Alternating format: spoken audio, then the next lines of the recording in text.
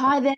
Welcome to the Curious Collective podcast, conversations designed for the conscious community to bring awareness to those holistic practices that help you live your best life. So tap into the wisdom and knowledge of our guests to heal, transform, and live as your true soulful self. Today on the podcast, the guest is me, and we are continuing on with the Chakra Series, and we are up to the heart now. So it's been a little while since we did one of the Chakra Series episodes, so I'm very excited to be here with you all. The last one was the solar plexus manipura, which was episode 40. So about 10 episodes ago. So welcome back, everyone. And we are at one of the most pivotal points in the chakra system, which is the heart. So for those of you that are watching the YouTube, I am going to share my screen with you just so that you can see the PowerPoint that I have for you all. And those that are listening into the recording, you'll get all the information via my voice. You can come back and watch the YouTube if you feel called. All right, so let's go into the deepness of the beautiful heart chakra. So when we went through the other chakras in the other series, we did the more earthly physical chakras. So we did earth, water, fire at the solar plexus. And now what we're moving into is the element of air. So life force energy moves in and out from the heart. The color of this chakra is green. And the Sanskrit word is Anahata, which means unstuck or unstruck body and spirit. So it's about freedom and balance in the heart. And the symbology of this is 12 petals on the lotus. So these 12 petals are the expansion of energy in 12 different directions, and they are actually the divine qualities of the heart. So let's look at those. We've got love, peace, harmony, bliss, understanding, empathy, compassion, unity, clarity, purity, kindness, and forgiveness. So those, when in balance within our heart chakra and our body and heart coherence, are the divine qualities that shine from us, through us, in us. So visiting those, again, if you want to look more into the symbology of the heart chakra for yourself. So the developmental stages of this chakra are between the ages of 4 and 7. So think of yourself when you were that age between 4 and 7, or if you've got any children or grandchildren around that age, and what sorts of things they're exploring within their life right now.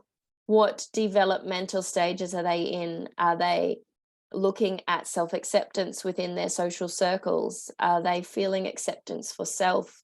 Are they exploring who they are, how they feel? So unconditional love and compassion sits here in the heart, and it's about finding balance, strength, and having openness in this chakra in order to transform your life. So if we feel compassion for self and for others, this will bring a beautiful, vital life force energy through us. Dr. Joe Dispenza talks into heart coherence, Heart Math Institute, all the things that link to the brain being so compatible with the rest of the body, the heart being so compatible with the rest of the body, even driving the brain. Super interesting if you want to dive into studying that for yourself. So if we deny ourselves within the heart chakra, we may have something that's called a martyr complex. So we are constantly giving ourselves to others. So giving your time, giving your energy, giving your knowledge, giving your wisdom, always selflessly doing things for others with complete disregard for yourself. So seeking external validation because you're unable to link into that love and acceptance for self on that deepest level. So this martyr complex is when you feel so compelled to help others, you fully sacrifice your own needs and neglect yourself completely. We'll go on in a minute anatomically what can happen if this is left for too long, and it can physically manifest within the body as particular conditions. So some of the expressions of the heart are all of those divine qualities of the heart I mentioned earlier when we were talking into the symbology, as well as connection, devotion to self and others, love, compassion, empathy, giving and receiving sits here in the heart. This chakra is all about balance. And I will read a little bit of one of my favorite books to you when we get a little bit further as well, talking about balance in life. And healing happens here in the heart. We need to feel to heal. Right, anatomically within the body, the heart chakra sits obviously around the heart, but then we've got the lungs. Now, if we think of the element that's associated with this chakra is actually air, giving and receiving of air. This is our beautiful medicine. We're gifted for free when we're brought to this earth plane, and it's with us until we leave. So the lungs, shoulders, arms, your breasts, the heart plexus as well, cardiac nerve plexus of the heart. So all around that area, your hands are actually an extension of your heart chakra as well. So let's look at energy within this center. So if it is excessive or overactive, psychologically, this can be things like constantly putting others' needs above your own, like we were just talking into. This was called martyr syndrome. Burnout can lead to burnout. Clinginess, self-neglect, can be quite jealous. So I see this within my children, and they're both sitting within the developmental stage of the heart chakra. I'll say to one of them, "Oh, that's an amazing drawing." And the other one will go, "Well, didn't you like mine? What's wrong with my drawing?" And straight away it's this, lack of feeling that love that they perceive the other one has received. So that jealousy. Chronic relationship failures. So this may be due to over giving, could be you're a bit clingy without even knowing it, just needing that relationship to feel whole through perhaps not having a deep relationship with yourself. And struggling to forgive. And I feel this sits with yourself first. So struggling to forgive the self. Something maybe you've done in your past, some things you do daily, you may go, "Oh my God, I'm such an idiot." The worst words ever you could possibly say to yourself, just that constant self-badgering. Physically within the body, these overactive heart chakra can manifest as things like an enlarged heart, low blood pressure, depression, exhaustion, and also breast issues. So we're talking about cancer, mastitis, or even benign lumps. So if you look at someone who may have had breast cancer in the past, they have just given all of themselves to another or others selflessly and given away all that energy. Even mastitis as a little baby, if you're nursing a brand new little baby, you are naturally giving your all to this new life that's just come in, and there's no self-care there for you because you're looking after this new life. So it can manifest within the body as mastitis. If you, on the flip side of that, if you have a blocked heart chakra, let's look at that. I'll just have a drink. So psychologically, this can be a withdrawal from intimacy, a coldness towards others, coldness towards self, paranoia. You might think people are saying things about you and they're not at all. That's self-dialogue again. An intolerance of others, irritability and impatience, overly critical of self, overly critical of others, really judgmental.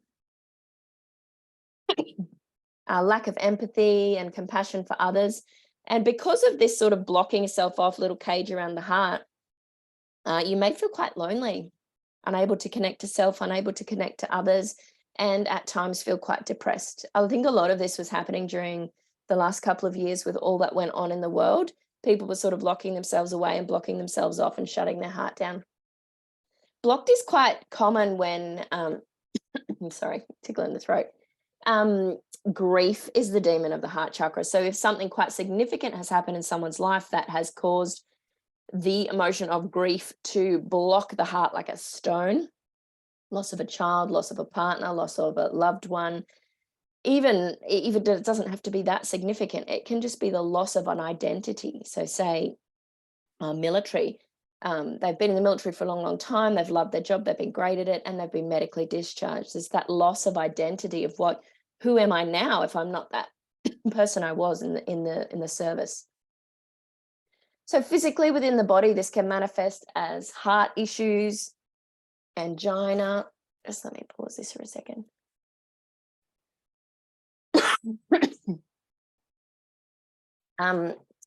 Angina, which is within the heart disease, heart attack, lungs and breathing. That's what's happening to me now.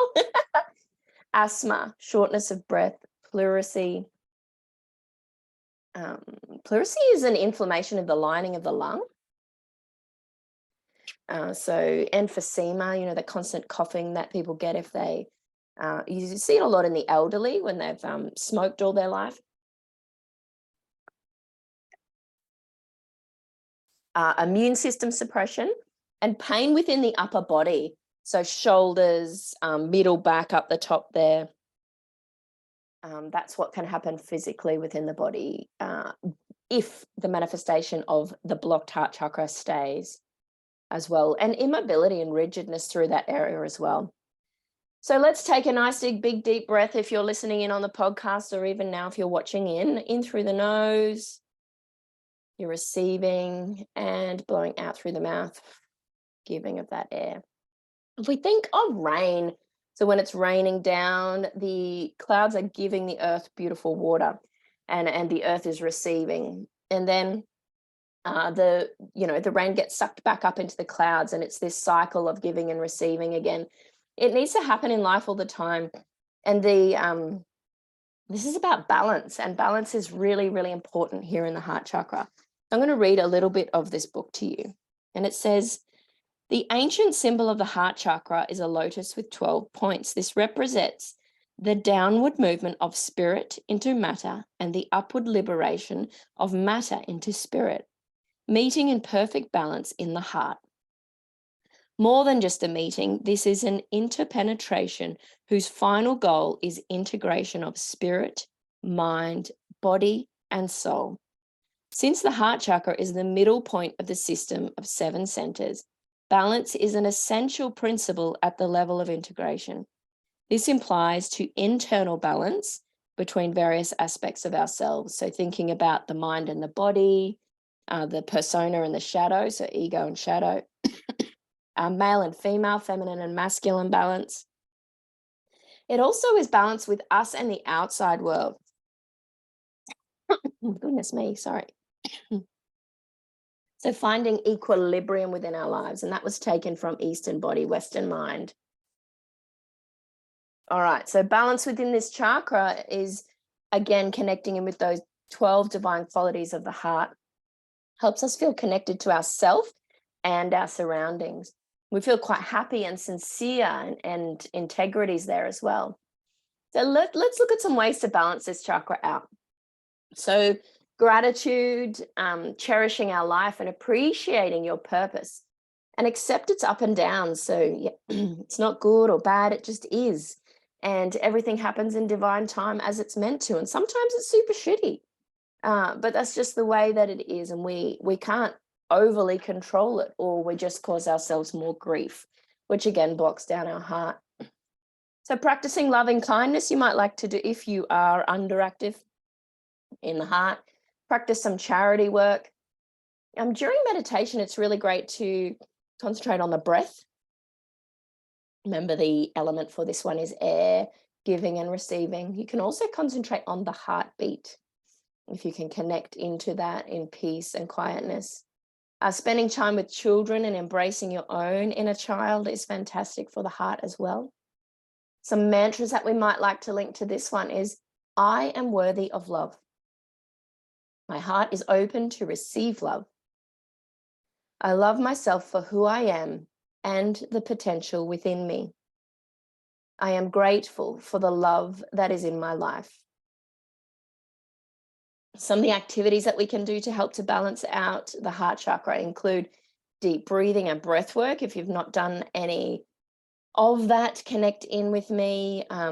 If you want to do a one-on-one breathwork journey, that's also super powerful. I can do those online or face-to-face. And what that is connecting to your nervous system through the medicine of the breath to help to remove any blockages or stuck energy within the body. And they call it feet up healing, because the breath, by breathing in that cyclic way helps to shut off the prefrontal cortex of the brain, which is your thinking and analytical, overdoing it monkey brain, and it taps into that more subconscious mind. So things that you didn't even know that you're holding on to or suppressing, or that are in there from your childhood or even past lives, can come up and just be processed through the breath, through the body, through somatic work. So that one's really great. Even incorporating breath work into your meditation practice or your mindfulness practice, or even out in nature, breathing in nature as you walk along. As I mentioned, giving gratitude, giving and receiving hugs. I don't know if you know anyone in your life, but some people's hugs are like pure medicine. I know Tracy McMahon from The Bridge and from Yaji, beautiful hugs. You can watch heartwarming movies. What is really great is, love songs. Have you ever sung a love song to yourself? So singing along to it, not thinking of anyone else as you're singing, but actually singing that song to yourself. I'll drop some into some suggestions, a playlist. I've got a heart opening playlist into the comments of wherever this is posted.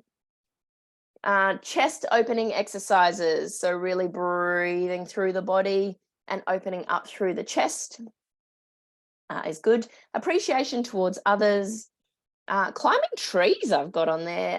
Who doesn't love to climb a tree? I climbed some on the school holidays with my kids. It was amazing. Maybe that's connecting in with your inner child and really just embracing that fun spontaneity as well. Now, some essential oils that are great for the heart chakra are your floral and your uplifting citruses. I really, really love to use geranium, which is the oil of love and trust, for the heart. Ylang ylang's great as well because it is the oil of the inner child. Melissa's really high vibrational and connect you into the heart. Neroli, rose, lavender, any of your florals are really, really great. If you're into crystals and crystal healing, you might look at a rose quartz. Rhodonite's really great for the heart, green aventurine, or even jade. If you look up a mantra for the heart, if you want to do a meditation to a mantra, it's YAM, so yum. And the note for the healing work with the heart, if you're going to use sound frequency, is the note F. We can just listen to some really beautiful heart opening healing tunes. Like I said before, sing some love songs to yourself. You can also get divine love mantras. So if you wanted to Google that and look it up as well. We have some yoga poses suggested for the heart. Now, be really mindful that if you have a overly open heart chakra, you want to be doing yoga poses that are closing down or bringing in your energy. So things like child's pose for you, or they call it mouse for kids yoga as well, just really closing down and bringing yourself inwards. If you're quite blocked through the heart, you want to look at poses that are going to help to open you up through the chest. So like supported fish pose, or bridge, or supported bridge, where you're upside down and you're lifting up your hips and legs and downwards. Also, you can do one my friend Ainsley told me about, where you can be over a bolster and just opening up. I think they call it butterfly pose, where you can really open up through the heart on that bolster as well. So there is some beautiful suggestions there for you to tap into some heart chakra healing. I'm going to go back to here so I can see you all. Another way is just to have open, conscious conversation with people around what it is that you love. What did you love as a child? What brings you joy? So tapping into those 12 divine qualities of the heart and what it is that really makes your heart sing. I always ask this question to all of the guests that ever come on this podcast is, please introduce yourself and what it is that makes your heart sing.